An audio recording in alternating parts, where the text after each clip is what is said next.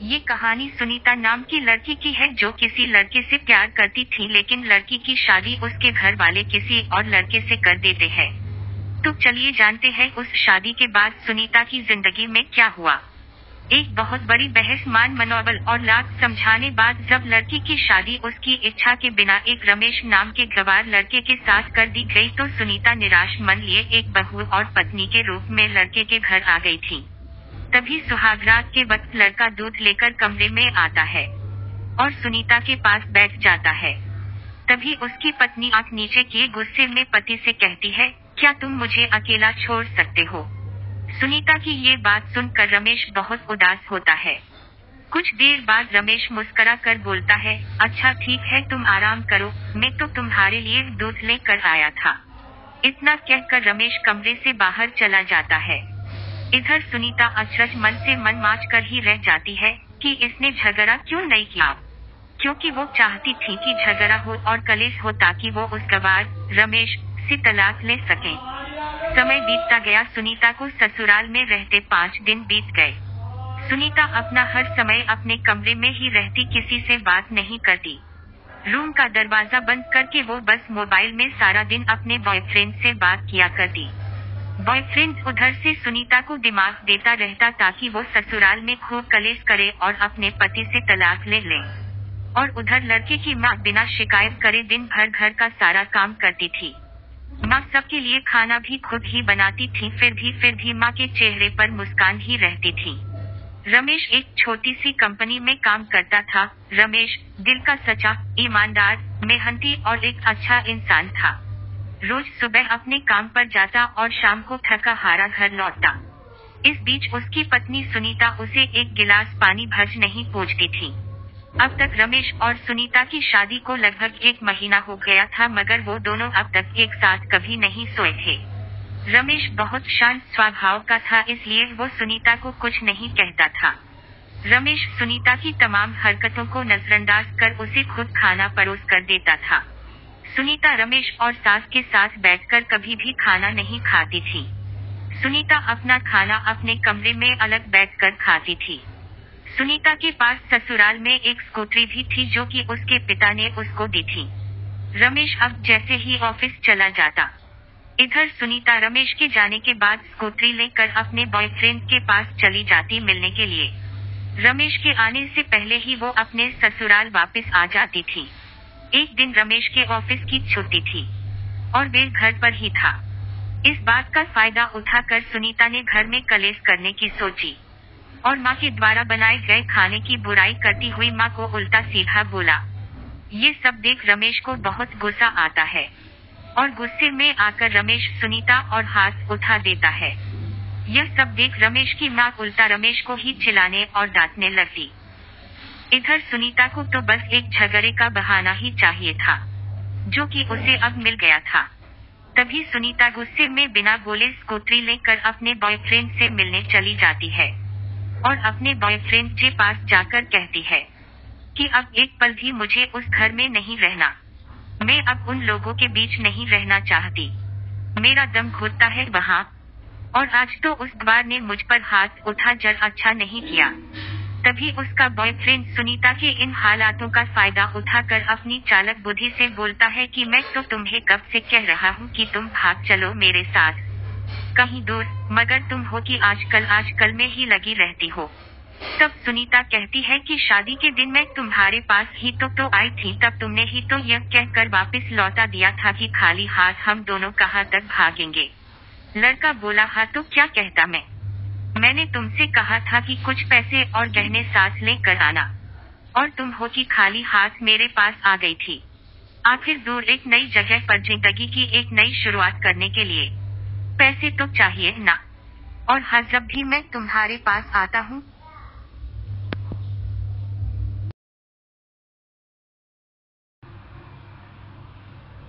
और तुम्हें चुना चाहता हूँ, प्यार करना चाहता हूँ, तभी तुम्हारे मरे शुरू हो जाते हैं। बस यही कहती रहती हो, ये सब प्यार शादी के बाद ही होगा।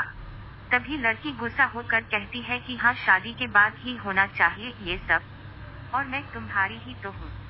मैं आज भी एक कुंवारी लड़की ही हूँ। क्योंकि शादी करके भी मैं आज तक उस गवार के साथ नहीं सोई हूँ, क्योंकि मैंने तुमसे ही सच्चा प्यार किया है। और अब मैं चाहती हूँ कि अब तुम मेरे साथ शादी करके मुझे हमेशा के लिए अपना बना लो, और फिर उसके बाद अपनी मर्जी जितना मन करे उतना प्यार करना मैं नहीं रोकूंगी। यह सुनकर सुनीता का बॉयफ्रेंड बोलता है, तो ठीक है, मैं जरूर शादी करूंगा, मगर तुम कम से कम 5 लाख रुपयों का तक शाम तक किसी तरह इंतजाम कर लो। मैं तुम्हें एक होटल का पता दे रहा हूँ, तुम रात तक 10 बजे तक उस होटल पर पहुँच आ जाना। ये सुनीता बोलती है, उस गवार के पास कहाँ होगा पैसा, बल्कि मेरे पापा ने ही उसे दहेज के रूप में 3 लाख रुपए और कुछ गहने दिए थे। गहने तो मेरे पास ही है, मगर सारे पैसे उस गवार ने अलमारी में लोग कर रखे हैं। मगर मैं आज जैसे तैसे उस अलमारी की चाबी खोजकर उसमें से पैसे निकाल कर हमेशा के लिए तुम्हारे पास आ जाऊंगी। इतना कहकर लड़की ससुराल लौट जाती है। लड़की ससुराल पहुंचकर अपने पति और सास से लड़ाई करती है और भी उन पर खूब चिल्लाती है। फिर भी पता नहीं क्यों रमेश और सास सुनीता को की प्रतिक्रिया नहीं देते, सब अनसुना करते रहते हैं। तभी गुस्से से तिलमिलाती हुई सुनीता अपने कमरे में चली जाती है। तभी सुनीता के मोबाइल पर सुनीता के बॉयफ्रेंड का मैसेज आता है। मैसेज में लिखा था कि कब आ रही हो, पैसे लेकर कितना वक्त लगेगा, प्रश्न चिन्ह। सुनीता मैसेज का रिप्लाई करते हुए लिखती है, डैश सब्र करो, मैं वक्त पर आ जाऊंगी। इतना लिखकर मैसेज सेंड कर देती है। इतने में रमेश सुनीता के रूम का दरवाजा खटखटाते हुए बोलता है, चली खाना खा लो। सुनीता बोलती है, डैश मैं खाना तभी खाऊंगी जब मुझे इस अलमारी की चाबी दोगे। रमेश कुछ देर चुप रहता है और कुछ सोचकर अलमारी की चाबी निकालकर दरवाजे के नीचे सुनीता के रूम में खिसका देता है। चाबी देख सुनीता बहुत खुश होती है। रमेश बोलता है, ये लो चाबी और चलकर अब खाना खा लो, क्योंकि मैंने और माँ ने अभी तक खाना नहीं खाया है। माँ ने कहा हम आज साथ बैठकर ही खाना खाएंगे।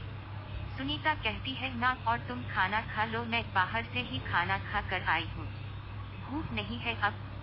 ये सुनकर रमेश वहाँ से चला जाता है। तभी सुनीता जल्दी से चाबी उठाती है और अलमारी खोल देती है। अलमारी खोलते ही उसकी आंखों के सामने दहेज में मिले हुए पैसे और गहनों के साथ उन पर एक डायरी भी रखी हुई थी। सुनीता के मन में जानने की तीव्र इच्छा हुई कि आखिर ये डायरी कैसी जो इतनी संभाल कर रखी गई है। सुनीता ने डायरी उठाई और खोलकर पढ़ने लगी। डायरी में जो लिखा था वो पढ़कर सुनीता के होश उड़ गए। डायरी में लिखा था, प्रिय पत्नी, मैं सब जानता हूँ तुम्हारे बारे, क्योंकि हमारी शादी से पहले ही तुम्हारे पिता ने मुझे ये सब बता दिया था कि तुम किसी लड़के से बहुत प्रेम करती हो। मगर तुम्हारे पिताजी ने सब पता लगा लिया था कि जिस लड़के से तुम प्यार करती हो उसकी पहले भाई शादी हो चुकी है।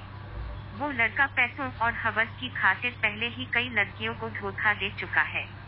पर आपके पिता जो आपको उस लड़के के बारे में कुछ भी न बता सके, क्योंकि उन्हें पता था कि ये जो इसका नशा है वो हमेशा अपनों को गैर और गैरों को अपना बना देता है। उस समय तुम्हारे पिताजी कुछ भी समझाते तो तुम न समझ पाती, इसलिए तुम्हारे पिता ने मुझसे हाथ जोड़कर कहा कि मेरी बेटी का हमेशा ख्याल रखना। एक मजबूर बाप के मुंह से अपनी बेटी की कहानी सुनकर मेरी भी आंखों से आंसू आ गए, और मुझे ये यकीन होगा था कि एक अच्छा पति होने का सम्मान मुझे मिले या न मिले, मगर एक अच्छा दामाद होने की इज्जत मैं हमेशा पाता रहूंगा। और मुझे दहेज में मिले सारे पैसे और गहने तुम्हारी अलमारी में रख दिए हैं, क्योंकि दहेज के नाम से मुझे नफरत हो चुकी थी। इसी दहेज की वजह से मैंने अपनी बहन और पिता को खो दिया। अपने अंतिम समय में मेरे पिता ने मुझसे कहा था कि किसी भी बेटी के बाप से दहेज मत लेना बेटा। इसके अलावा उस डायरी में यह भी लिखा था कि तुम मुझसे आजाद हो और कहीं भी जा सकती हो। डायरी के बीच के पन्नों में तलाक के पेपर रखे हैं, जहां मैंने पहले ही अपने साइन कर दिए हैं। जब भी तुम्हें लगे कि इस गवार के साथ नहीं रहना, तब तुम भी इस तलाक के पेपर पर साइन करके रख देना, फिर अपने सारे पैसे और जेवर लेकर जा सकती हो। ये सब पढ़ लेने के बाद डायरी के पन्ने आंसुओं से भीगने लगे थे। सुनीता को खुद पर बहुत गुस्सा आ रहा था। सुनीता पति के इस प्रेम और सादगी को समझने लगी थी।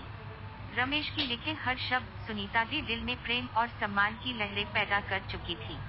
अपनी धुंधली आंखों से आंसू पोंछते हुए सुनीता ने डायरी का जब एक पन्ना पलट कर देखा तो वहाँ लिखा हुआ था कि प्यारी पत्नी, मैंने तुम्हें इसलिए मारा क्योंकि अपने माँ को बुरा भला बोला। कौन बेटा ऐसा होगा जो अपनी माँ की इतनी बुराई सुनेगा, इसलिए मुझे माफ कर देना। मैं गुस्से को काबू न कर पाया क्योंकि मेरे लिए माँ दर्जा सबसे ऊंचा है और आपको मैं अपना हमसफर बनाकर अपनी दुल्हन बनाकर लाया हूँ, आपसे जबरदस्ती करने नहीं। अब फैसला तुम्हारे हाथों में है, दिल से सोचकर फैसला करना। इतना पढ़ने के बाद सुनीता के हाथ से डायरी छूट जाती है। सुनीता कूद कूद कर रोने लगती है, मानो पश्चात से सारे आंसुओं को निकाल रही हो। इतने सुनीता के मोबाइल पर फिर से बॉयफ्रेंड की कॉल आती है। यह देख सुनीता गुस्से में मोबाइल को स्विच ऑफ कर देती और उसमें से सिम निकाल कर तोड़ देती है।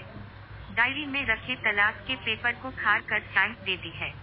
अब सुनीता को समझ आ गया था कि जिससे वो अब तक प्यार कर रही थी उसे तो सिर्फ पैसों से प्यार था, जबकि सच्चा प्यार करने वाला तो मेरा पति ही था, जिसे सब कुछ पता होते हुए भी मुझसे इतना प्यार किया और पिता का सम्मान भी रखा। इतने में रोती हुई आवाज में बोलती है, मैं अपने पति का प्यार क्यों नहीं समझ पाई अब तक। फिर किसी तरह खुद को संभालते हुए अपने रूम का दरवाजा खोला और जाकर अपनी सास और पति के चरणों में गिर गई। माँ बहू को उठाकर अपने सीने से लगा लेती है। पति खड़ा देख रहा था और उसकी आंखों में आंसू भर आए थे। दोस्तों, अपने अतीत से सीख लेकर वर्तमान को सुंदर बनाओ और समझदारी से जियो। ये स्टोरी आपको कैसी लगी कमेंट में जरूर बताना।